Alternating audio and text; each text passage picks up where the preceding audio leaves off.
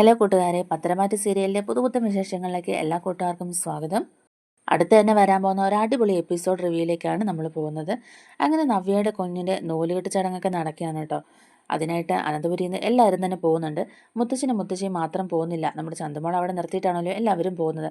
അപ്പോൾ ചന്തമോൾ തന്നെ ആകാതിരിക്കാനായിട്ട് മുത്തശ്ശനും മുത്തശ്ശിയൊക്കെ അവിടെ തന്നെ അവളുടെ കൂടെയുണ്ട്. അങ്ങനെ നൂലുകെട്ട് ചടങ്ങൊക്കെ കഴിഞ്ഞിട്ട് നയനെ ഇങ്ങ് തിരിച്ചു വരുമ്പോഴേക്കും തന്നെ അബി അങ്ങ് വല്ലാണ്ട് സപ്പോർട്ട് ചെയ്യുകയാണ് നമ്മുടെ ജാനകിയും ജലജയും അനാമികയൊക്കെ കൂടി. അപ്പോഴേക്കും നമ്മുടെ നയനയ്ക്ക് ഇതൊന്നും അങ്ങോട്ട് ഉൾക്കൊള്ളാൻ പറ്റുന്നുണ്ടായിരുന്നില്ല.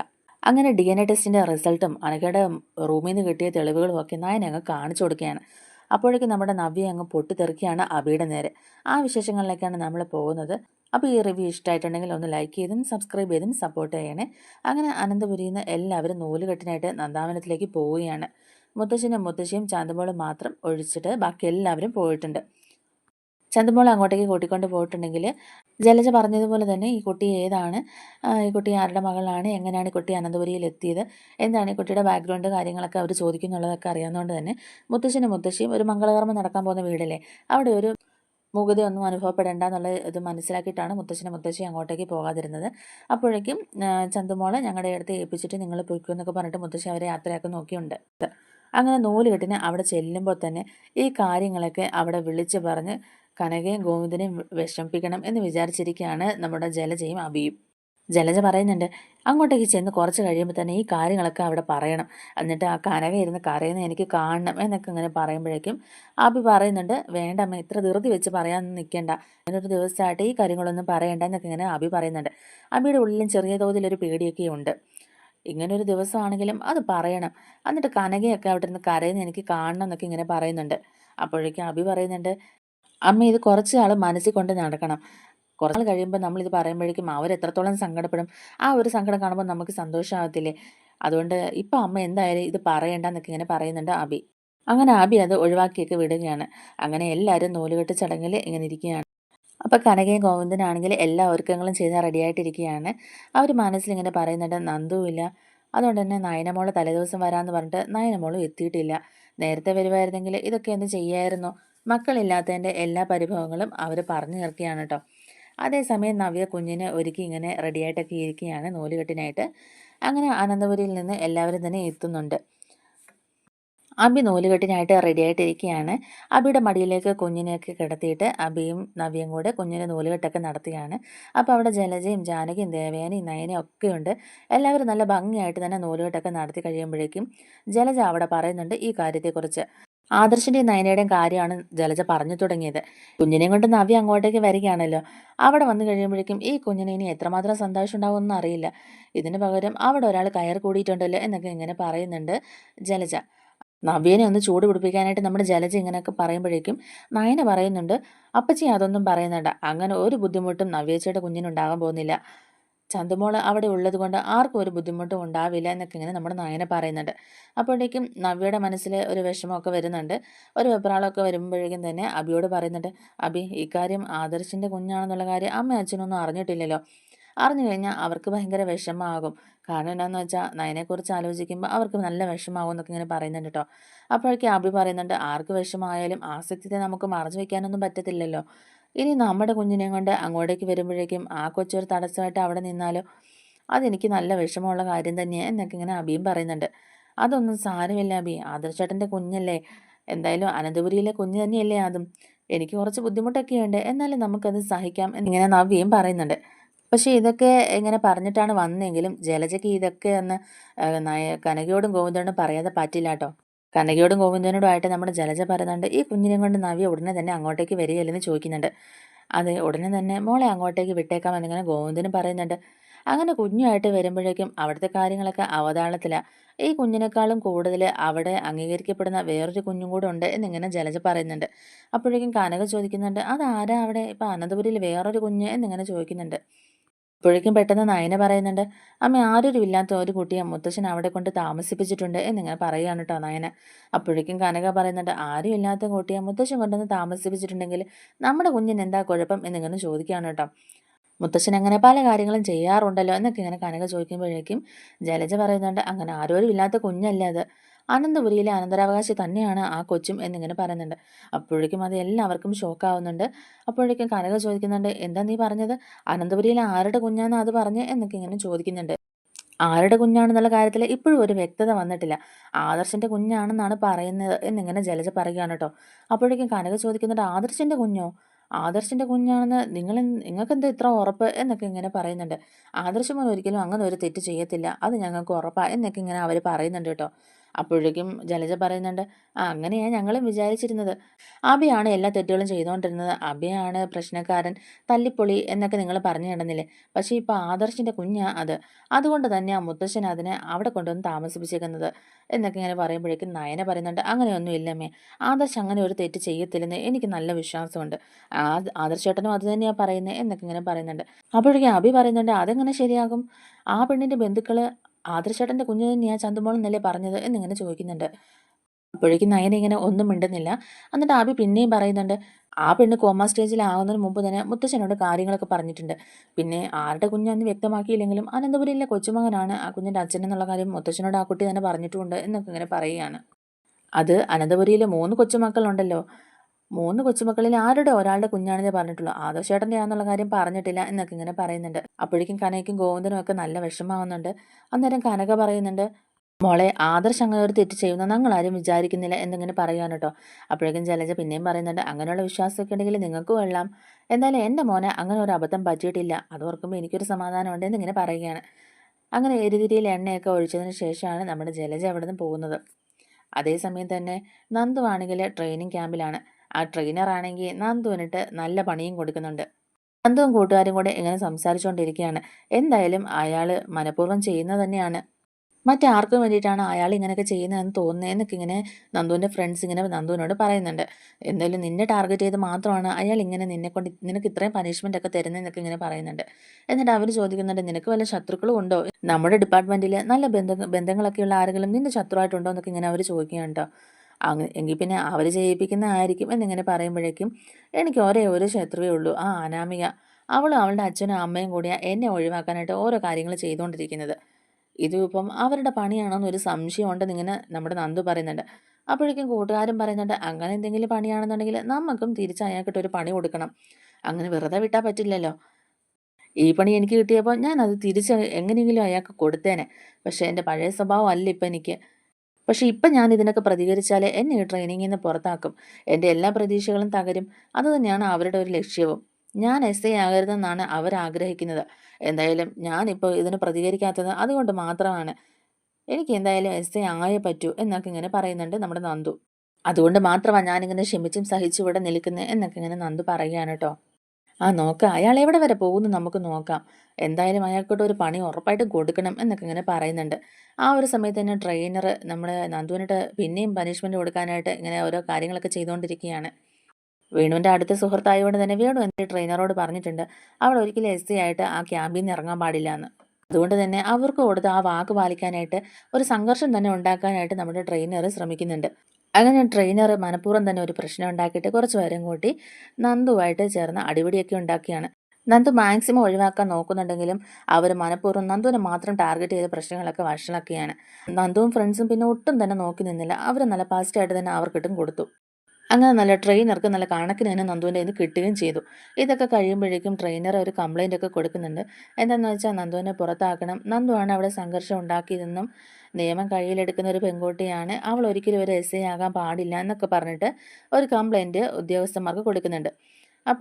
അപ്പോഴേക്കും മുകളിലുള്ള ഉദ്യോഗസ്ഥന്മാരൊക്കെ ഈ ഒരു വിഷയത്തെപ്പറ്റി അന്വേഷണങ്ങളൊക്കെ നടത്തുന്നുണ്ട്. അപ്പം നന്ദുവിൻ്റെ മൊഴി എടുക്കുന്ന കൂട്ടത്തിൽ നന്ദു പറയുന്നുണ്ട്, സാറേ അങ്ങയാൾ എന്നെ മനഃപൂർവ്വം ഉപദ്രവിക്കുകയായിരുന്നു. അതുപോലെ ഓരോ എക്സസൈസ് ചെയ്യുമ്പോഴും എൻ്റെ ഫോട്ടോസും വീഡിയോസും ഒക്കെ എടുത്ത് അയാൾ ആർക്കൊക്കെ അയച്ചു കൊടുക്കുന്നുണ്ട്. ഞങ്ങളത് പല പ്രാവശ്യം നോട്ട് ചെയ്തിട്ടിട്ട്, സാറേ മനഃപൂർവ്വം എന്നെ ഉപദ്രവിക്കുകയായിരുന്നു. അതിൻ്റെ എല്ലാ വീഡിയോസും ഫോട്ടോസും കാര്യങ്ങളെല്ലാം ഇവിടെയുണ്ട്. മനഃപൂർവ്വം എനിക്കിട്ട് ഓരോ പണി തന്നുകൊണ്ടിരിക്കുകയായിരുന്നു. മറ്റാരോ പറഞ്ഞിട്ട് അയാൾക്ക് വേണ്ടിയിട്ടാണ് ഈ ട്രെയിനർ പ്രവർത്തിക്കുന്നത്. അതിൻ്റെ വ്യക്തമായ എല്ലാ തെളിവുകളും ഞങ്ങളുടെ കയ്യിലുണ്ട്. അയാൾ ആരെയും ഫോൺ വിളിച്ച് പറയുന്ന കാര്യങ്ങളെല്ലാം തന്നെ ഞങ്ങൾ റെക്കോർഡ് ചെയ്തിട്ടുണ്ട്. ഞാൻ എസ് ഐ ആയിട്ട് ഈ ക്യാമ്പിൽ നിന്ന് പുറത്തിറങ്ങാൻ പാടില്ല. അതിന് വേണ്ടിയിട്ട് നല്ല പണി കൊടുക്കണം. അവളെ ഒരിക്കലും എസ് ഐ ആക്കരുത്. എന്തെങ്കിലും കാരണം ഉണ്ടാക്കി അവളെ ഈ ക്യാമ്പിൽ നിന്ന് തന്നെ പുറത്താക്കണം. എസ് ഐ ആകാനുള്ള അവളുടെ മോഹം നടക്കരുത് എന്നൊക്കെ ഇങ്ങനെ അവർ പറയുന്നത്. എല്ലാ കാര്യങ്ങളും ഞങ്ങളുടെ കയ്യിൽ തെളിവ് സഹിതം ഉണ്ട് എന്നൊക്കെ ഇങ്ങനെ നന്ദു പറയുന്നുണ്ട്. അതുകൊണ്ട് ആ ട്രെയിനറെ വിശ്വസിക്കാൻ പറ്റത്തില്ല എന്ന് പറഞ്ഞിട്ട് ഈ തെളിവുകളെല്ലാം കാണിച്ചു കൊടുക്കുകയാണ്. അപ്പോൾ അന്വേഷണ ഉദ്യോഗസ്ഥർക്ക് കാര്യങ്ങളെല്ലാം മനസ്സിലാവുന്നുണ്ട്. എന്നിട്ട് ട്രെയിനറോട് അവർ ചോദിക്കുന്നുണ്ട്, നിങ്ങൾ പക്ഷപാതമായിട്ട് പെരുമാറിയിട്ടുണ്ടോ എന്ന്. എന്ന സമയം മുതലുള്ള നന്ദുവിൻ്റെ ട്രെയിനിങ്ങിൻ്റെ ഫുട്ടേജ് എടുക്കുമ്പോഴേക്കും അറിയാം ആ കുട്ടിയെ ഒരുപാട് ഓവറായിട്ട് വർക്ക് ചെയ്യിപ്പിച്ചിട്ടുണ്ട്. ആ കുട്ടിയെ മാത്രം ടാർഗറ്റ് ചെയ്തിട്ടാണല്ലോ നിങ്ങൾ ഇതെല്ലാം ചെയ്തേക്കുന്നത്. അതെന്താ ഇവിടെ ബാക്കിയുള്ള കുട്ടികൾക്ക് ആർക്കും എസ്ഐ ആകണ്ടേ? ബാക്കിയുള്ളവർക്കൊന്നും നിങ്ങൾ ഒന്നും പറഞ്ഞു കൊടുക്കുന്നില്ലേ എന്നൊക്കെ ഇങ്ങനെ ചോദിക്കുന്നുണ്ട് ആ ട്രെയിനറുടെ അടുത്ത്. ഈ സംഘർഷവും നിങ്ങൾ ക്രിയേറ്റ് ചെയ്തത് തന്നെയല്ലേ എന്നിങ്ങനെ ചോദിക്കുമ്പോഴേക്കും അയാൾ അല്ലെന്നൊക്കെ പറയുന്നുണ്ട്. എന്നിട്ട് അയാൾക്കൊരു സസ്പെൻഷനൊക്കെ കൊടുത്ത് ആ ഒരു കേസ് അങ്ങ് ഒതുക്കുകയാണ്. അങ്ങനെ നന്ദുവിൻ്റെ ട്രെയിനിങ് മനോഹരമായിട്ട് അവിടെ നടന്നുകൊണ്ടിരിക്കുകയാണ്. അതേസമയം തന്നെ അനാമികയും വേണുവും രേവതിയും കൂടി ഇങ്ങനെ സംസാരിക്കുകയാണ്. അവർക്ക് എപ്പോഴും അനന്തപുരിയുടെ സ്വത്ത്, നന്ദുവിനെ ഒഴിവാക്കൽ, ഈ രണ്ട് കാര്യങ്ങളാണ് പറയാനുള്ളത്. അപ്പോൾ വേണുവിനോട് അനാമിക ചോദിക്കുന്നുണ്ട്, നന്ദുവിൻ്റെ കാര്യമൊക്കെ കണ്ടില്ലേ, ഇപ്പോൾ കുളമായില്ലേ? നമ്മൾ ആ മധു സാറിൻ്റെ അടുത്ത് പറഞ്ഞ് എല്ലാം റെഡി ആയിക്കൊണ്ട് വന്നതല്ലായിരുന്നോ? പക്ഷേ അവിടെയും അവളുടെ ഭാഗ്യം, നേരത്തെ തന്നെ എല്ലാ വിഷ്വൽസും അവൾ എടുത്തു വെച്ചു മധു സാറിനെ കൊടുക്കുകയും ചെയ്തു. മധു സാറിൻ്റെ പണിയും പോയി. ഇനി എങ്ങനെ അയാളുടെ മുഖത്ത് നമ്മൾ നോക്കും? നമ്മൾ കാരണമല്ലേ അയാളുടെ പണി പോയത് എന്നൊക്കെ ഇങ്ങനെ വേണു പറയുന്നുണ്ട്. അപ്പോഴേക്കും അനാമിക ചോദിക്കുകയാണ്, അല്ലെങ്കിലും അച്ഛൻ ഏറ്റെടുത്ത് എന്തെങ്കിലും പരിപാടി നന്നായിട്ട് പോയിട്ടുണ്ടോ? ഇവിടെ ഇപ്പോൾ നമ്മുടെ കാര്യം പോക്കാം. ആ പിന്നെ വിചാരിച്ചോ, നന്ദു ഇനി എസ് ഐ ആയിട്ടെങ്ങാനും ഇറങ്ങിയിട്ടുണ്ടെങ്കിൽ നമ്മുടെ പഴയ തെളിയാതെ കിടക്കുന്ന എല്ലാ കേസുകളും അവൾ പൊക്കിയെടുക്കും. എല്ലാം ചെകഞ്ഞെടുത്ത് നമ്മളെ അകത്തിടുകയും ചെയ്തു. പാലിൽ വിഷം ചേർത്ത് നമ്മളാണെന്നുള്ള കാര്യം അവളുടെ ചേച്ചിമാർക്കും അവൾക്കും ഒക്കെ അറിയാം. അതിൻ്റെ പേരിലൊക്കെ ഇനി എന്തെങ്കിലും പ്രശ്നം ഉണ്ടാവുമെന്ന് അറിയില്ല എന്നൊക്കെ ഇങ്ങനെ പറഞ്ഞ് ടെൻഷനാകുകയാണ് അനാമിക. അപ്പോഴേക്കും രേവതി പറയുന്നുണ്ട്, മോളെ ഇനിയിപ്പോൾ നീ അതൊന്നും ഓർത്ത് ടെൻഷൻ അടിക്കണ്ട. വരുന്നിടത്ത് വെച്ച് നമുക്ക് കാര്യമൊക്കെ കാണാം. അതിനു മുമ്പ് നീ എങ്ങനെയെങ്കിലും അനന്തപുരിയിലെ സ്വത്തുക്കളൊക്കെ കൈയടക്കാൻ നോക്കണം എന്നിങ്ങനെ പറയുന്നുണ്ട്. അപ്പോഴേക്കും അനാമിക പറയുന്നുണ്ട്, അത് തന്നെയല്ലേ ഞാൻ ഈ കുറേ നാളായിട്ട് ചെയ്തുകൊണ്ടിരിക്കുന്നത്. എന്നിട്ടും അതിനൊന്നും ഒരു ഫലവും ഉണ്ടാവുന്നില്ല. ആ ഇങ്ങനെങ്ങ് പോകട്ടെ, എത്ര നാളിങ്ങനെ പോകുമെന്നറിയാം. ഇവിടെ ഉള്ളതുങ്ങളെപ്പോലും സഹിക്കാൻ പറ്റുന്നില്ല. അപ്പോഴാണ് പിന്നെ ഓരോന്നിനെയൊക്കെ കൊണ്ടുവരുന്ന വീട്ടിലോട്ട്. ആദർശൻ്റെ കുഞ്ഞാണെന്നും പറഞ്ഞ് ഒരെണ്ണത്തിനെ എവിടെ കൊണ്ടുപോയി വെച്ചിട്ടുണ്ട്. ഇനി അതിനെ പുറത്താക്കാൻ എന്തെങ്കിലും ചെയ്യണം. എനിക്കാണെങ്കിൽ ആ സാധനം കണ്ണെടുത്താൽ കണ്ടൂടാ. ഈ പാക്കോച്ചിനെ ഒന്ന് വഴക്ക് പറയാൻ പോലും പറ്റത്തില്ല. എൻ്റെ മുറിയിൽ അനുവാദമില്ലാതെ ആരും കയറുന്നതോ എൻ്റെ സാധനങ്ങളിൽ തൊടുന്നോ ഒന്നും എനിക്ക് ഇഷ്ടമില്ലാത്ത കാര്യമാണ്. ആ സമയത്താണ് അവൾ വന്നിട്ട് എൻ്റെ പൊട്ടും കണ്ണാടിയൊക്കെ എടുക്കുന്നത്. ഞാൻ അറിയും, നല്ല രണ്ടെണ്ണം കൊടുക്കുകയും ചെയ്തു. അതിന് സപ്പോർട്ടായിട്ട് ആ നയന വരും. ഇനി മേലെ ആ കൊച്ചിനെ തൊട്ടു പോകരുതെന്നൊക്കെ പറഞ്ഞിട്ട് മുത്തശ്ശനും മുത്തശ്ശിയൊക്കെ ആണെങ്കിൽ അതിനങ്ങ് പൊന്നുപോലെ കൊണ്ട് നടക്കുന്നത്. അവർ ആദർശമോൻ്റെ കൊച്ചല്ലേ അത്, അതുകൊണ്ട് അതിനെ ഉപദ്രവിച്ചാൽ എന്നെ അവിടുന്ന് പുറത്താക്കുമെന്നൊക്കെയാണ് പറയുന്നത്. ഞാൻ വല്ലതുമൊക്കെ ചിലപ്പോൾ ചെയ്തു പോകും എന്നൊക്കെ ഇങ്ങനെ നമ്മുടെ ദേഷ്യപ്പെട്ട അനാമിക പറയുമ്പോഴേക്കും, മോളെ നീ അങ്ങനെ ഒന്നും ചിന്തിക്കല്ലേ. ആ കിളവനും കിളവയും കൂടെ പുറത്താക്കിയാൽ പിന്നെ നിനക്ക് അവിടെ കയറി കൂടാൻ പറ്റത്തില്ല. അവരെ സൂപ്പിട്ടങ്ങ് നിന്നാൽ മതി. ആ കോച്ചിനോട് നീ ഒന്നും പറയാനും എടുക്കാനും ഒന്നും പോകണ്ട. എങ്ങനെയെങ്കിലുമൊക്കെ കുറച്ച് നാളും കൂടെ മോൾ അവിടെ പിടിച്ചു നിൽക്കുക. മോൾക്ക് കൂട്ടായിട്ട് മോളുടെ അമ്മായിയമ്മയും പിന്നെ ആ അപ്പച്ചിയും ഉണ്ടല്ലോ, അവരെയൊക്കെ സോപ്പിട്ടങ്ങ് നിന്നാൽ മതി കുറച്ച് ദിവസം കൂടെ. എന്തായാലും നമ്മുടെ കാര്യം നടക്കുന്നവരെ അവിടെ നിന്നാൽ മതിയല്ലോ എന്നൊക്കെ ഇങ്ങനെ നമ്മുടെ രേവതി പറഞ്ഞു കൊടുക്കുകയാണ്. അതേസമയം അനിയുടെ അടുത്ത് വന്നിട്ട് അനാമിക എന്നും പ്രശ്നമാണ് കേട്ടോ. അങ്ങനെ പ്രശ്നവും സംഘർഷമൊക്കെ ആയിട്ട് അനാമികയുടെ കാര്യങ്ങളൊക്കെ മുന്നോട്ട് പോവുകയാണ്. അതേ സമയത്ത് തന്നെ നമ്മുടെ നവ്യ കുഞ്ഞുമായിട്ട് അനന്തപുരിയിലേക്ക് വരികയാണ് കേട്ടോ. അനന്തപുരിയിലേക്ക് കുഞ്ഞുമായിട്ട് വരുന്ന നവ്യേനെ എല്ലാവരും കൂടെ നന്നായിട്ട് സ്വീകരിക്കുകയൊക്കെ ചെയ്യുന്നുണ്ട്. അങ്ങനെ കുഞ്ഞിനെയും കൊണ്ട് നവ്യ അങ്ങോട്ടേക്ക് വരുമ്പോഴേക്കും തന്നെ എല്ലാവർക്കും സന്തോഷമാവുന്നുണ്ട്. നയന വന്നിട്ട് പെട്ടെന്ന് തന്നെ നവ്യയുടെ കയ്യിൽ നിന്ന് കുഞ്ഞിനെയൊക്കെ മേടിച്ചിട്ട് കുഞ്ഞിനെയൊക്കെ ഒന്ന് കൊഞ്ചിക്കുന്നൊക്കെയുണ്ട്. ആ ഒരു സമയത്ത് തന്നെ നവ്യ നയനയുടെ അടുത്ത് ചോദിക്കുന്നുണ്ട്, നിനക്കിപ്പോൾ ഇവിടെ താലോലിക്കാനും കൊഞ്ചിക്കാനും വേറൊരാളും കൂടിയില്ലേ? അതിനെ നീ അങ്ങ് സ്വന്തം കുട്ടിയായിട്ട് ഏറ്റെടുത്ത് കഴിഞ്ഞോ? അതിൻ്റെ അമ്മയായോ നീ എന്നൊക്കെ ഇങ്ങനെ ചോദിക്കാണ് കേട്ടോ നവ്യ. അപ്പോഴേക്കും നയന പറയുന്നുണ്ട്, ചന്തമോൾ ഒരു പാവം കൂട്ടിയ ചേച്ചി, അതുകൊണ്ടല്ലേ ഞാൻ അതിനെ ഇങ്ങനെ സ്നേഹിക്കുന്നത്. അതിന് ആരോരും ഇല്ലല്ലോ, അതിൻ്റെ അമ്മയ്ക്കാണെങ്കിലും സുഖമില്ലല്ലോ, അതുകൊണ്ട് അതിനെ എനിക്ക് വെറുക്കാൻ പറ്റത്തില്ല ചേച്ചി. കാരണം ഞാൻ അത്രത്തോളം ആ മോളെ സ്നേഹിക്കുന്നുണ്ട്. ആ മോൾ അത്രത്തോളം എന്നെ സ്വാധീനിച്ചു എന്നൊക്കെ ഇങ്ങനെ നയന പറയുന്നുണ്ട്. അപ്പോഴും നമ്മുടെ നവ്യയുടെ മുഖത്ത് അങ്ങോട്ട് വലിയ തെളിച്ചമൊന്നുമില്ല. നവ്യയ്ക്കാണെങ്കിലും ചന്തുമോളോട് എന്തോ ഒരു നീരസമൊക്കെ ഉണ്ട്. അത്ര വലിയ ഇഷ്ടമൊന്നും ഇല്ല. കാരണം അബി ഇങ്ങനെ ഓരോ വിഷം ഇങ്ങനെ കുത്തിത്തിരികി വെച്ചിരിക്കുകയാണല്ലോ നമ്മുടെ നവ്യയുടെ മനസ്സിലും. തന്നെയുമല്ല, അനന്തപുരം തറവാട്ടിലേക്ക് ആദ്യമായിട്ട് വരുന്നത് തൻ്റെ കുഞ്ഞാന്നൊക്കെയാണല്ലോ നമ്മുടെ നവ്യ ഓർത്തുകൊണ്ടിരുന്നത്. ആ ഒരു സമയത്താണ് ഇപ്പം ആദർശിൻ്റെ കുഞ്ഞാന്നും പറഞ്ഞ് ചന്തുമോൾ അങ്ങോട്ടേക്ക് കൊണ്ടുവന്നിട്ടുള്ളത്. അപ്പം തൻ്റെ കുഞ്ഞിന് കിട്ടേണ്ട ഒരു അംഗീകാരവും സ്നേഹവും ഒക്കെ ആ കുഞ്ഞിന് ആയി പോകുമോ, ആദർശിൻ്റെ കുഞ്ഞായതുകൊണ്ട് ആ കുഞ്ഞിനങ്ങ് കിട്ടുമോ എന്നൊക്കെയുള്ളൊരു പേടിയും നമ്മുടെ നവ്യയുടെ മനസ്സിലുണ്ട്. അതിങ്ങനെ വളർന്നു വരുമ്പോൾ തന്നെ ചന്തുമോളെ ഓരോ കുറ്റങ്ങളൊക്കെ പറയാൻ ഇങ്ങനെ ശ്രമിച്ചുകൊണ്ടിരിക്കുകയാണ്. ഇത് നയനയ്ക്ക് ഭയങ്കര വിഷമമാവുന്നുണ്ട്. നയന ആദർശിനോട് പറയുന്നുണ്ട്, നമ്മുടെ DNA ടെസ്റ്റിൻ്റെ റിസൾട്ട് ഇതുവരെ ഒന്നും ആയിട്ടുമില്ല, അതൊന്ന് കിട്ടുമായിരുന്നെങ്കിൽ കൊള്ളാമായിരുന്നു. നവ്യേച്ചിക്കും ഇപ്പം ചന്തുമോളോട് ഒരു ദേഷ്യമൊക്കെ ഉണ്ട്. അത് പിന്നെ സ്വന്തം കുഞ്ഞിനെ കൊണ്ടുവന്നപ്പോഴേക്കും മറ്റൊരു കുഞ്ഞ് ആ സ്ഥാനത്തിരിക്കുന്നത് കാണുമ്പോഴേക്ക് ആർക്കായാലും അങ്ങനെയൊക്കെ തോന്നും. അതായിരിക്കും നവ്യേച്ചിക്കും തോന്നിയത് എന്നൊക്കെ ഇങ്ങനെ പറയുകയാണ് നയന. അപ്പോൾ ആദർശ് പറയുന്നുണ്ട്, അതാ ടെസ്റ്റിൻ്റെ റിസൾട്ട് കിട്ടിയിരുന്നെങ്കിൽ എനിക്കും സമാധാനമായേനെ. ഇതിപ്പം എൻ്റെ തലയിലാണല്ലോ ഇരിക്കുന്നത്. എനിക്കാണെങ്കിൽ നേരെ ചൊവ്വനെ ജ്വല്ലറിൽ പോലും തല ഉയർത്തി നടക്കാൻ പറ്റുന്നില്ല എന്നൊക്കെ ഇങ്ങനെ പറയുകയാണ് കേട്ടോ. അപ്പോഴേക്കും നയന പറയുന്നുണ്ട്, ഞാനൊന്ന് ശ്രമിച്ചു നോക്കട്ടെ. അനഘയുടെ വീട്ടിൽ പോയിട്ട് എന്തെങ്കിലും തെളിവുകൾ കിട്ടുമോ എന്ന് ഞാനൊന്ന് നോക്കാം. അനഘയ്ക്ക് സംസാരിക്കാൻ പറ്റിയില്ലെങ്കിലും അവിടെ എന്തെങ്കിലും ഒരു തെളിവ് കിട്ടാതിരിക്കില്ല. നമുക്ക് തൽക്കാലം പിടിച്ചു നിൽക്കാൻ എന്തെങ്കിലും ഒരു തെളിവ് കിട്ടാതിരിക്കില്ല എന്നൊക്കെ ഇങ്ങനെ പറയും. അങ്ങനെ നയന അനഘയുടെ വീട്ടിലേക്ക് പോവുകയാണ് കേട്ടോ. അനഘയുടെ വീട്ടിലേക്ക് ചെന്നിട്ട് ആ ജോലിക്കാരിയോടൊക്കെ ഇങ്ങനെ സംസാരിക്കുന്നുണ്ട്. ഇപ്പം എങ്ങനെയുണ്ട് അനഘയ്ക്ക് എന്നൊക്കെ ഇങ്ങനെ ചോദിക്കുന്നുണ്ട്. ഇപ്പോഴും അതുപോലെയൊക്കെ തന്നെ കിടക്കുകയാണ്. പക്ഷേ ഇപ്പോൾ നേരത്തെ പോലെ അങ്ങനെ കരയുന്നൊന്നുമില്ല എന്നൊക്കെ ഇങ്ങനെ പറയുന്നുണ്ട്. കുട്ടിയെ കുറിച്ചിട്ട് ഓർത്തിട്ടുള്ള സമാധാനമായിരിക്കും. അവിടെ സുരക്ഷിതമായ കൈകളിലാണല്ലോ ആ കുട്ടി ഉള്ളത്. അതുകൊണ്ടായിരിക്കും അനഘയ്ക്ക് ഇപ്പം കുറച്ച് സമാധാനമൊക്കെ ഉണ്ടെന്നൊക്കെ ഇങ്ങനെ പറയുകയാണ് കേട്ടോ. അപ്പോഴേക്കും നയന വീണ്ടും അനഘയോട് പറയുന്നുണ്ട്, അനഘ അങ്ങനെ വിഷമിക്കേണ്ട കാര്യമൊന്നുമില്ല. ചന്തുമോളെ എൻ്റെ സ്വന്തം മോളെ പോലെ തന്നെ ഞാൻ നോക്കുന്നത്. ആദർശേട്ടനും അങ്ങനെ തന്നെയാണ് നോക്കുന്നത്. ആദർശേട്ടനെ അച്ഛാന്നും എന്നെ അമ്മയെന്നുമാണ് കുഞ്ഞ് വിളിക്കുന്നത്. അവർക്ക് ചിലർക്കൊക്കെ കുഞ്ഞിനോട് അനിഷ്ടമുണ്ടെങ്കിലും മുത്തശ്ശനും മുത്തശ്ശിയുമാണ് അവളെ സംരക്ഷിക്കുന്നത്. അതുകൊണ്ട് ആ കുട്ടിയുടെ ഭാവിയെക്കുറിച്ച് ഓർത്ത് വിഷമിക്കേണ്ട കാര്യമില്ല എന്നൊക്കെ ഇങ്ങനെ അനഘയോട് നയന പറയുന്നുണ്ട്. അങ്ങനെ കേൾക്കുമ്പോഴേക്കും തന്നെ അനഘയ്ക്ക് അതൊക്കെ ആശ്വാസമാവുന്നുണ്ട്. എന്നിട്ട് നയന പറയുന്നുണ്ട്, ഇപ്പം ഇതിൻ്റെ പേരിൽ അവിടെ ആകെ വിഷമിച്ചിരിക്കുന്നത് ആദർശേട്ടനാണ്. ആദർശേട്ടൻ്റെ കുഞ്ഞാണെന്നാണ് അവിടെ അബിയും മറ്റുള്ളവരും എല്ലാവരും പറഞ്ഞു വരുത്തിയിരിക്കുന്നത്. അതുകൊണ്ട് ആദർശേട്ടന് തന്നെ നല്ല വിഷമമുണ്ട്. ആദർശേട്ടൻ അങ്ങനെ ഒരു തെറ്റ് ചെയ്യത്തില്ലെന്ന് എനിക്കറിയാം. പക്ഷേ എല്ലാവരുടെ മുമ്പിൽ അതൊന്നും തെളിയിക്കാൻ ഒരു തെളിവില്ല. അതിനു വേണ്ടിയിട്ട് എന്തെങ്കിലും ഒരു തെളിവ് കിട്ടിയിരുന്നെങ്കിൽ ഞാനതെങ്ങനെയെങ്കിലും തെളിയിച്ചേനെ. എന്നിട്ട് നയന അനഘയുടെ അടുത്ത് ചോദിക്കുന്നുണ്ട്, ഇവിടെ എങ്ങനെയാണ് ആദർശേട്ടൻ്റെ ഫോട്ടോ വന്നത്? അതുപോലെ തന്നെ അനഘയുടെ ബന്ധുക്കൾക്ക് എങ്ങനെ അറിയാം ചന്തുമോള് ആദർശിൻ്റെ കുഞ്ഞാന്നുള്ള കാര്യം എന്നൊക്കെ ഇങ്ങനെ ചോദിക്കുകയാണ്.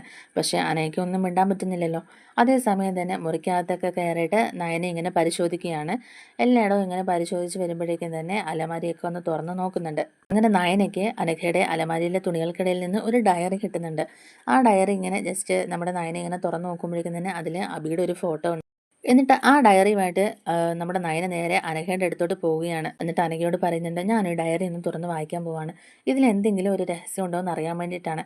കാരണം ആദർശേട്ടൻ്റെ നിരപരാധിത്വം തെളിയിക്കാനായിട്ട് അബിയാണ് ഇവിടെ കുറ്റക്കാരൻ എന്നുള്ളത് തെളിയിക്കാൻ വേണ്ടിയിട്ട് ഇതിനകത്തുനിന്ന് എന്തെങ്കിലും ഒരു രഹസ്യം എനിക്ക് അല്ലെങ്കിൽ എന്തെങ്കിലും ഒരു തെളിവ് എനിക്ക് കിട്ടുമോ നോക്കാൻ വേണ്ടിയിട്ടാണ് ഞാനിപ്പോൾ ഇത് തുറന്ന് വായിക്കാൻ പോകുന്നത് എന്നൊക്കെ പറഞ്ഞിട്ട് നമ്മുടെ നയന ഇങ്ങനെ ആ ഡയറി തുറന്ന് വായിക്കാൻ പോവുകയാണ്. എന്നിട്ട് പറയുന്നുണ്ട്, അബിയുടെ ഒരു ഫോട്ടോ എനിക്ക് ഇതിൽ നിന്ന് കിട്ടിയിട്ടുണ്ട്. 90% ഞാൻ വിശ്വസിക്കുന്നത് ഇതിൻ്റെ പിന്നിൽ അബിയാണെന്നുള്ള കാര്യമാണ്. അതൊന്ന് കൺഫേം ചെയ്യണമെന്നുണ്ടെങ്കിൽ അതിന് തക്കതായ തെളിവ് വേണമല്ലോ. അതുകൊണ്ട് ഞാൻ എന്തായാലും ഇതൊന്ന് വായിച്ച് നോക്കാൻ പോവുകയാണ് എന്നൊക്കെ ഇങ്ങനെ പറയുകയാണ്. എന്നിട്ട് നമ്മുടെ നയന ഇരുന്ന് ആ ഡയറി ഇരുന്ന് വായിക്കുന്നുണ്ട്. എന്നിട്ട് നമ്മുടെ നയന ഇങ്ങനെ ആ ഡയറി മൊത്തം വായിക്കുമ്പോഴേക്കും തന്നെ നയനയ്ക്ക് എല്ലാ കാര്യങ്ങളും മനസ്സിലാവുന്നുണ്ട്. അബിയുമായിട്ട് പ്രണയത്തിലായ കാലം മുതൽക്കുള്ള എല്ലാ കാര്യങ്ങളും ആ ഒരു ഡയറിയിൽ അനഘയെ കുറിച്ച് വെച്ചിട്ടുണ്ടായിരുന്നു. അതുപോലെ തന്നെ ചന്തുമോളുടെ ഡേറ്റ് ഓഫ് ബർത്ത് കാര്യങ്ങൾ, അവളുണ്ടായ സാഹചര്യങ്ങൾ എല്ലാം തന്നെ നമ്മുടെ അനഘ ആ ഡയറിയിൽ കുറിച്ചിട്ടിട്ടുണ്ടായിരുന്നു.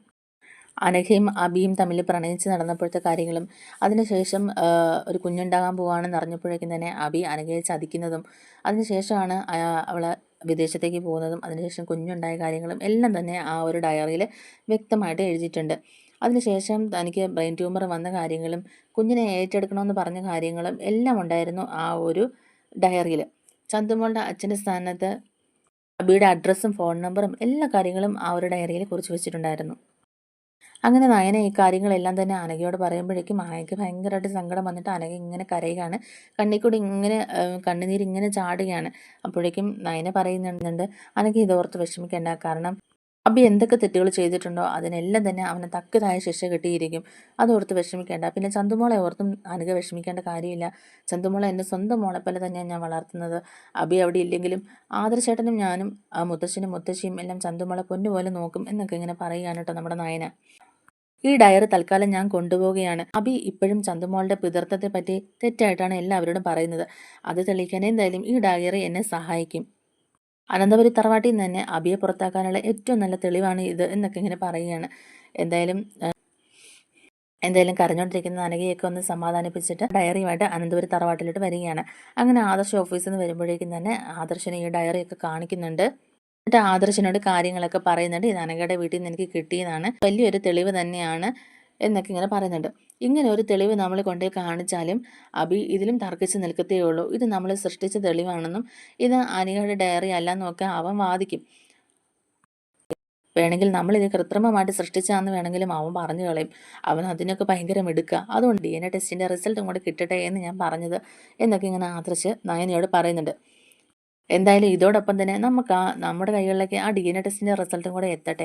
എന്നിട്ട് നമുക്ക് മുത്തശ്ശനോടും മുത്തശ്ശിയോടും എല്ലാവരോടും ഈ കാര്യങ്ങളെല്ലാം തുറന്നു പറയാം എന്നൊക്കെ ഇങ്ങനെ ആദർശ് പറയുന്നുണ്ട്. അപ്പോഴേക്കും തന്നെ നമ്മുടെ നയന ആദർശിൻ്റെ അടുത്ത് പറയുന്നുണ്ട്, ആദർശേട്ടാ കിരണേട്ടനെ ഒന്ന് വിളിച്ച് നോക്ക്, DNA ടെസ്റ്റിൻ്റെ റിസൾട്ടിൻ്റെ കാര്യം എന്തായെന്നൊന്ന് ചോദിച്ചു നോക്ക് എന്നൊക്കെ ഇങ്ങനെ പറയുന്നുണ്ട്. അപ്പോഴേക്കും തന്നെ ഞാനിപ്പോൾ തന്നെ ഒന്ന് വിളിച്ച് നോക്കാം എന്നൊക്കെ ഇങ്ങനെ പറയുന്നുണ്ട്. എന്നിട്ട് ആദർശ് ഫോണിനെടുത്തിട്ട് കിരണിനെ വിളിക്കുന്നുണ്ട് കേട്ടോ. എന്നിട്ട് ഇങ്ങനെ ചോദിക്കുന്നുണ്ട് എന്താ റിസൾട്ടിൻ്റെ കാര്യമെന്ന്. അപ്പോഴേക്കും കിരണിനോട് ആദർശ് നയനയ്ക്ക് ഡയറി കിട്ടിയതിൻ്റെ കാര്യങ്ങളൊക്കെ ഇങ്ങനെ പറയുന്നുണ്ട്. അനഘയുടെ വീട്ടിൽ നിന്ന് നയന ഡയറി എടുത്തുകൊണ്ട് വന്നതിലും അതിൽ എഴുതിയിരിക്കുന്ന കാര്യങ്ങളൊക്കെ പറയുന്നുണ്ട്. ആ DNA ടെസ്റ്റിൻ്റെ റിസൾട്ടും കൂടെ കിട്ടുകയായിരുന്നെങ്കിൽ മുത്തശ്ശൻ്റെ അടുത്ത് ഈ കാര്യങ്ങളൊക്കെ പറയാമായിരുന്നു എന്നൊക്കെ ഇങ്ങനെ ആദർശ് പറയുന്നുണ്ട്. കിരൺ പറയുന്നുണ്ട്, ഞാൻ നിങ്ങളെ വിളിക്കാനിരിക്കുകയായിരുന്നു, റിസൾട്ട് എന്തായാലും എൻ്റെ കൈവശമുണ്ട്, നിങ്ങൾ എന്തായാലും ഉടനെ തന്നെ ബീച്ചിൻ്റെ സൈഡിലോട്ട് വരികയാണെങ്കിൽ ഞാൻ നിങ്ങൾക്ക് റിസൾട്ട് തരാമെന്നൊക്കെ ഇങ്ങനെ പറയുകയാണ് കേട്ടോ. അപ്പോഴേക്കും തന്നെ നമ്മുടെ ആദർശ് നയനയും കൂടെ റെഡിയായി ബീച്ചിലോട്ട് പോവുകയാണ്. അങ്ങനെ നയനയും ആദർശും കൂടെ ബീച്ചിലെത്തുമ്പോഴേക്കും തന്നെ കിരണിനെ കാണുന്നുണ്ട്. കിരൺ എന്നിട്ട് ഈ DNA ടെസ്റ്റിൻ്റെ റിസൾട്ട് എടുത്ത് ആദർശിൻ്റെ കയ്യിലോട്ട് കൊടുക്കുകയാണ് കേട്ടോ. ആദർശ് അത് തുറന്ന് നോക്കുമ്പോഴേക്കും ആദർശിന് ഭയങ്കരമായിട്ട് ഷോക്കാവുന്നുണ്ട്. ആദർശ് ഒന്നും പറയുന്നില്ല. അപ്പോഴേക്കും നമ്മുടെ നയനെ അത് മേടിച്ചിട്ട് നയനയും അത് നോക്കുമ്പോഴേക്കും നയനയ്ക്ക് അത് ഭയങ്കര ഷോക്കാവുന്നുണ്ട്. അപ്പോഴേക്കും ആദർശ് കിരണിനോട് ചോദിക്കുന്നുണ്ട്, ഇതെന്താ ഇങ്ങനെ ഒരു റിസൾട്ട്, ഇതെന്താ ആദർശേട്ടാ നമ്മൾ കണ്ടതും കേട്ടതും, അപ്പോൾ ആദർശേട്ടൻ നുണ പറഞ്ഞതാണ് എന്നൊക്കെ ഇങ്ങനെ നയനെ സംശയിക്കുന്നുണ്ട്. നയനെ നീയും എന്നെ സംശയിക്കുകയാണോ എന്നിങ്ങനെ ആദർശും ചോദിക്കുന്നുണ്ട്. അപ്പോഴേക്കും കിരൺ വേറൊരു റിസൾട്ടും കൂടെ എടുത്ത് കൊടുക്കുകയാണ് ആദർശിൻ്റെ കയ്യിലോട്ട്. ഈ റിസൾട്ടും കൂടെ ഒന്ന് നോക്കാൻ പറയുന്നുണ്ട്. കുഞ്ഞിൻ്റെ അച്ഛൻ അബി തന്നെയാണ് എന്നൊക്കെ ഇങ്ങനെ നമ്മുടെ കിരൺ പറയുമ്പോഴേക്കും ഇതെന്താടാ ഇങ്ങനെ, ഇതെന്താ 2 റിസൾട്ട് എന്നൊക്കെ ഇങ്ങനെ ചോദിക്കുന്നുണ്ട്. ഇതിലേതാ സത്യം എന്നൊക്കെ ഇങ്ങനെ നമ്മുടെ ആദർശ് ചോദിക്കുന്നുണ്ട്. അപ്പോഴേക്കും കിരൺ പറയുന്നുണ്ട്, അവിടെ ഒരു തിരുമറി നടത്തിയെന്നും അബി ഇക്കാര്യങ്ങളൊക്കെ നേരത്തെ അറിഞ്ഞ് ഇറങ്ങി പ്രവർത്തിച്ചിട്ടുണ്ടായിരുന്നെന്നും അവിടെ റിസൾട്ട് ടൈപ്പ് ചെയ്യുന്ന പെണ്ണിനെ സ്വാധീനിച്ച് അവിടെ നിന്റെ പേര് ചേർത്തുന്നും എന്നൊക്കെ ഇങ്ങനെ പറയുന്നുണ്ട്. അപ്പോഴേക്കും ഉടനെ തന്നെ ആദർശ് പറയുന്നുണ്ട്, അബി അവൻ ഇത്രയൊക്കെ പണി ചെയ്തോ, നമ്മൾ ആരും അറിയാതെ രഹസ്യമായിട്ട് ഇങ്ങനെ ഒരു കാര്യം ചെയ്തിട്ട് പോലും ഇതെങ്ങനെയാണ് അവൻ അറിഞ്ഞതെന്ന് എനിക്ക് വിശ്വസിക്കാൻ പറ്റുന്നില്ല എന്നൊക്കെ ഇങ്ങനെ പറയുന്നുണ്ട്. ശരിയാണ്, അനഘയുടെ വീട്ടിൽ നിന്ന് കിട്ടിയ ഡയറിയിലും അനഘ എല്ലാ കാര്യങ്ങളും വ്യക്തമായിട്ട് എഴുതി വെച്ചിട്ടുണ്ട്. അതുപോലെ തന്നെ ഈ റിസൾട്ടിലും അഭി തന്നെയാണ്. അപ്പോഴേക്കും കിരൺ പറയുന്നുണ്ട്, അവൻ എല്ലാ കാര്യങ്ങളും അറിഞ്ഞു തന്നെയാണ് ഇപ്പോൾ കളിച്ചുകൊണ്ടിരിക്കുന്നത്. കാരണം ഒരു പാളിച്ച ഉണ്ടാക്കിയാൽ അത് അവനെ ബാധിക്കും എന്നുള്ളത് അവനറിയാം. അതുകൊണ്ട് അവൻ എല്ലാ തരത്തിലും അവൻ കാര്യങ്ങൾ സേഫ് ആക്കാൻ നോക്കുന്നതാണ് എന്നൊക്കെ ഇങ്ങനെ കിരൺ പറയുന്നുണ്ട്. എന്തായാലും നയന പറയുന്നുണ്ട്, ഇനി എന്തായാലും അവൻ്റെ ഒരു കള്ളക്കളിയും നടക്കത്തില്ല. അനഘയുടെ വീട്ടിൽ നിന്ന് കിട്ടിയ ഡയറിയും ഈ DNA ടെസ്റ്റിൻ്റെ റിസൾട്ടും എല്ലാം കൂടെ വെച്ചിട്ട് വേണം നമ്മൾ മുത്തശ്ശൻ്റെ അടുത്ത് കാര്യങ്ങൾ പറയാൻ പോകുന്നത്. നവ്യേച്ചി അറിഞ്ഞു കഴിയുമ്പോഴേക്കും നവ്യേച്ചി ഒന്ന് പൊട്ടിത്തെറിക്കും. കാരണം നവ്യേച്ചിയെ അബി ചതിക്കുകയായിരുന്നല്ലോ. അബിയുടെ സ്വഭാവം നന്നായിട്ട് അറിയുന്നതുകൊണ്ട് ചേച്ചിക്ക് വലിയ പ്രശ്നമൊന്നും ഉണ്ടാകത്തില്ല. പിന്നെ മുത്തശ്ശൻ എന്ത് ചെയ്യും എന്നുള്ള കാര്യം അറിയത്തില്ല. അബി ഇനി എന്തായാലും അനന്തപുരി തറവാട്ടിൽ കാണത്തില്ലെന്ന് തന്നെയാണ് തോന്നുന്നത്. അങ്ങനെ ആദർശ് നയനയും കൂടെ തിരിച്ച് അനന്തപുരിയിൽ എത്തിയിട്ട് ഈ DNA ടെസ്റ്റിൻ്റെ റിസൾട്ടും മറ്റേ അനഘയുടെ വീട്ടിൽ നിന്ന് കിട്ടിയ ഡയറിയും എല്ലാ കാര്യങ്ങളും മുത്തശ്ശനും മുത്തശ്ശിയും എല്ലാവരും വിളിച്ചു കൂട്ടി നിർത്തി എല്ലാവരുമായിട്ട് എല്ലാം കാണിക്കുന്നുമുണ്ട്, പറയുന്നുമുണ്ട്. എല്ലാവർക്കും ഇതെല്ലാം കണ്ട് ബോധ്യപ്പെട്ട് കഴിയുമ്പോഴേക്കും ആർക്കും ഒന്നും തന്നെ പറയാനില്ല. നവ്യ പറയുന്നുണ്ട്, എടാ ഇത്രയൊക്കെ നെറുകേട് കാണിച്ചിട്ട് നിനക്ക് നാണമില്ല അബി ഇങ്ങനെ എൻ്റെ മുമ്പിൽ വന്ന് ഇങ്ങനെ നിൽക്കാൻ എന്നൊക്കെ ഇങ്ങനെ നമ്മുടെ നവ്യ ചോദിക്കുമ്പോഴേക്കും നീ ഒരു ഫ്രോഡാണെന്നുള്ള കാര്യത്തിൽ എനിക്കൊരു സംശയമില്ലായിരുന്നു. പക്ഷേ ഈ പിഞ്ചു കുഞ്ഞിനോട് പോലും ഇത്രയധികം ക്രൂരത ചെയ്യാൻ നിനക്ക് എങ്ങനെ പറ്റി? നിന്റെ കുഞ്ഞാണെന്ന് അറിഞ്ഞുകൊണ്ട് തന്നെ ഇവിടെ കൊണ്ടുവന്നിട്ട് അതിനെ ആദർശേട്ടൻ്റെ കുഞ്ഞെന്ന് പറഞ്ഞ് വളർത്താൻ നിനക്ക് നാണമില്ലേ എന്നൊക്കെ ഇങ്ങനെ നവ്യ ചോദിക്കുന്നുണ്ട്. അബിയാണെങ്കിൽ അവിടെ കിടന്ന് ഉരുണ്ട് പെരളുകയാണ്. ഇനിയിപ്പം മുത്തശ്ശൻ്റെ വക വേറൊരു അടിയും കൂടി അബിക്ക് കിട്ടുന്നുണ്ട്. എല്ലാവരുടെയും മുമ്പിൽ അബിയുടെ എല്ലാ കളകളികളും അവസാനിച്ചു. കാരണം അബി ഇങ്ങനെ ഒന്നും മിണ്ടാതെ തല കുനിച്ച് നിൽക്കുകയാണ്. അപ്പോൾ ഈ റിവ്യൂ ഇഷ്ടമായിട്ടുണ്ടെങ്കിൽ ഒന്ന് ലൈക്ക് ചെയ്തും സബ്സ്ക്രൈബ് ചെയ്തും സപ്പോർട്ട് ചെയ്യണേ.